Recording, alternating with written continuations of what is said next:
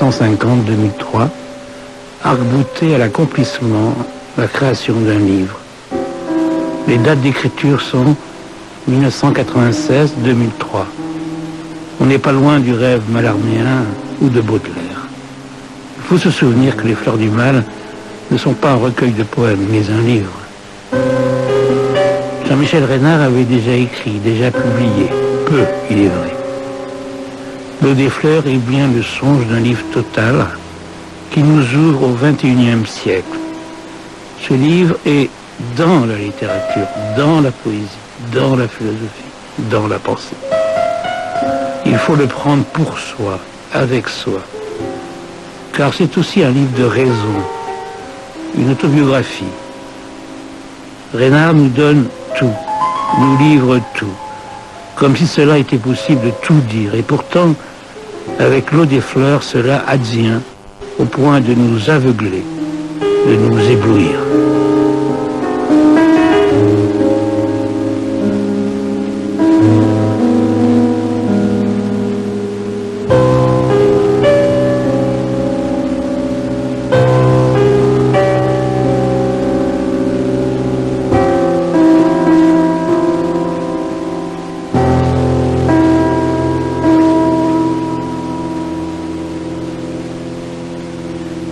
Michel Surya, vous êtes au sens propre l'éditeur de L'eau des fleurs de Jean-Michel Reynard, qui, je le rappelle, dépasse les 300 pages imprimées. Quelle fut votre réaction face au dactylogramme du livre et la première lecture achevée? D'abord, il faut dire que le tapuscrit est arrivé dans la forme qu'a laissé Jean-Michel Reynard lui-même, très précisément, et que nous sommes tenus, en tant qu'éditeurs, de respecter précisément, exactement à la lettre, tout ce qu'il avait laissé, espace, blanc, pointillé. Je veux dire par là, Jean-Michel Reynard avait montré un souci d'auteur et un souci d'édition en laissant ce livre et en disparaissant, ce qui n'est pas si fréquent. La force, la forme et la force de ce que j'avais entre les mains ne permettaient pas qu'on intervienne dessus. C'était ainsi ou c'était rien, c'était tel quel ou pas. Ça s'imposait. Je suis éditeur pas par destin, je suis éditeur par hasard et je ne me sens l'éditeur que de très peu de choses. C'est-à-dire qu'on voudrait être l'éditeur que de très peu de livres. Il y a très peu de livres qui paraissent aux yeux des auteurs que nous sommes aussi, mais qui mériteraient d'être publiés. Celui-ci est très exactement ce qu'on peut rêver de pouvoir publier, c'est-à-dire d'avoir la chance que quelqu'un, en l'occurrence Emmanuel Lougier et Jacques Dupin, me le remettent pour que je les publie. En même temps, ceux-ci me l'ont remis en me disant « Je ne crois pas que vous puissiez vouloir ça, personne ne voudra jamais de ça », prévenant le livre comme en quelque sorte d'une réputation fâcheuse qui serait à la fois celui d'être admirable, mais en même temps il est impossible. C'est pas un livre qu'aurait pu publier un éditeur. Je pense que c'est un écrivain éditeur qui pouvait le publier, pas seulement moi, bien évidemment, d'autres aussi. C'est un livre que peuvent lire les lecteurs, non pas les lecteurs éditeurs, mais les lecteurs auteurs eux-mêmes. C'est-à-dire ceux qui sont dans un travail à un moment de leur histoire et de l'histoire de ceux qui leur sont contemporains et qui lisent leurs contemporains. L'édition n'est pas faite pour accueillir un tel livre. Actuellement, c'est évident. On en vendra 250 à 300 dans les 2-3 ans qui viennent. On en vendra peut-être un petit peu plus, si Dieu le permet, si la meilleure édition existe encore, si le livre est toujours disponible. Ça, j'en ai jamais eu de doute là-dessus. Mais on fait l'édition en se disant il n'est pas possible, je fais éditeur, de ne pas publier un tel livre. Je crois qu'on a un peu l'idée qu'en lisant un tel livre, en l'ouvrant pour la première fois, qui est l'idée qu'avait Deleuze en disant un livre crée sa langue, cette langue crée ses lecteurs, et ces lecteurs seront un peuple. Mais je l'ai lu en me disant je ne connais pas du tout cette langue, je ne comprends pas de quoi elle est faite. En la lisant, je la découvre, je la comprends un tout petit peu, un peu mieux à chaque fois que je m'y aventure plus, et je la lirai certainement de mieux en mieux au fur et à mesure que je la lirai. Je serai l'un des premiers lecteurs qui se fera l'intercesseur des lecteurs à venir du petit peuple dont parlait Deleuze. Claude Esteban, c'est en 1988 que vous publiez Monnaie courante de Jean-Michel Reynard chez Flammarion. On peut dire que c'est son premier livre d'importance. Je ne dirais peut-être pas exactement cela. Ce que je dirais d'abord, c'est que les premiers poèmes, me semble-t-il, que Jean-Michel Reynard a publiés, ce fut dans Argile, dès 1977. J'ai regardé les premiers textes que j'ai publiés de lui sont en 77 et je crois me souvenir l'avoir rencontré par l'intermédiaire de Jacques Dupin.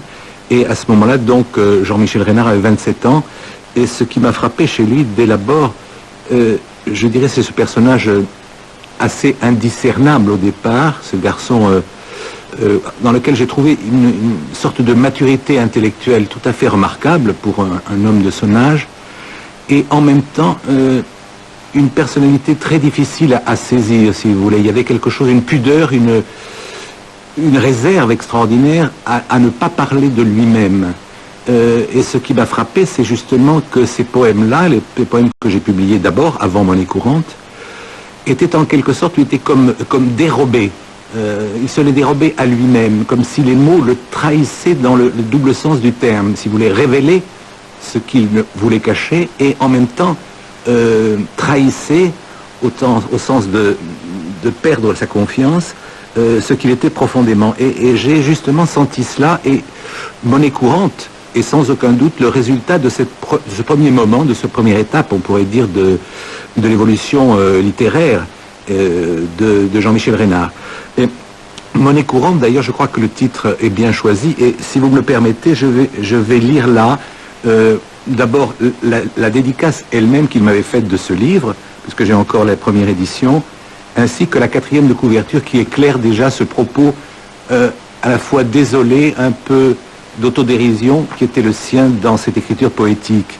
Il me dit par exemple: pour vous, cher Claude, qui les avez accueillis, ces quelques pièces de monnaie, il met une virgule, courante et amère, argent de poche ou pour flamber, ou parole seulement de qui n'y voit guère que du feu.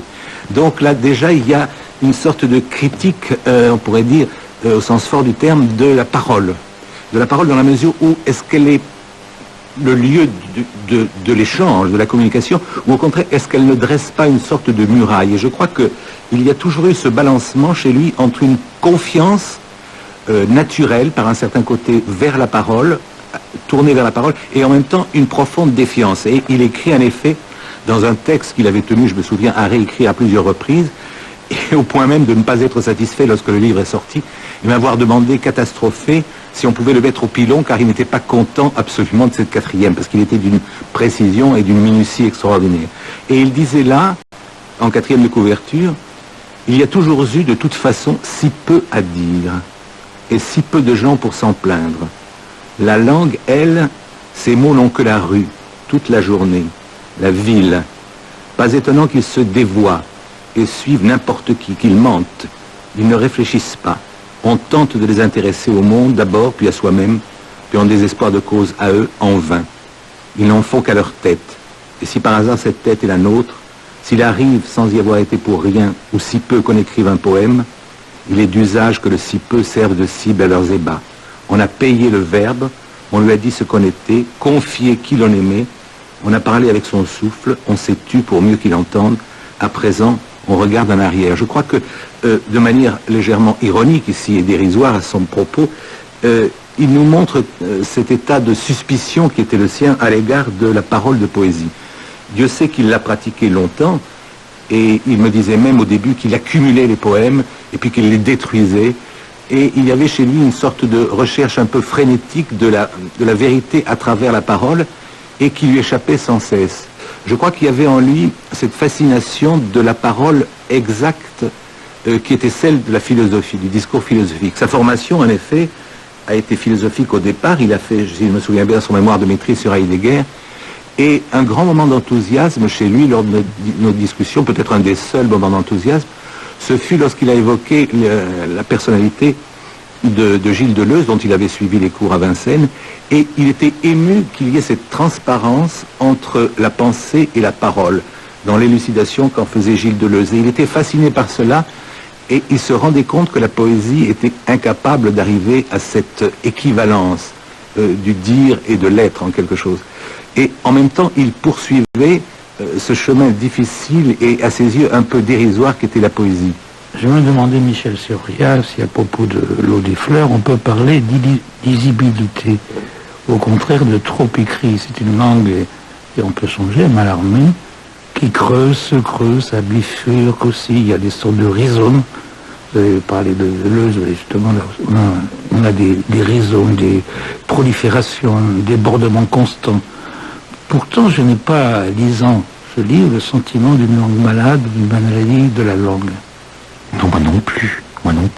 J'ai rencontré le sentiment d'une extrême assurance, une extrême connaissance de la langue. Si c'est quelqu'un qui rend malade la langue, qui fait qu'elle bégaye, comme disent encore Deleuze, c'est tout à fait sciemment, c'est-à-dire en connaissant tous les rudiments de la transformation possible et nécessaire de la langue. Donc c'est tout autre chose. Moi non plus, j'ai pas le sentiment que cette langue est illisible. Elle est même peut-être étrange, surprenante, pour qui la lit pour la première fois, pour qui tomberait dessus par hasard, par le fait qu'elle est explicite, qu'elle rend explicite extraordinairement d'articulation de la langue. C'est-à-dire qu'il y a une vitesse de la langue qui a été rendue forcément performante par l'usage et par la nécessité de l'utilité de la langue, l'utilitarisme de la langue. Et là où la langue fait ses élisions qui font qu'elle va vite, lui au contraire crée des rétentions qui ralentissent en fait la langue et qui ne la rend que plus explicite. Je suis très frappé par le fait que cet homme qui semble à la fois tout entier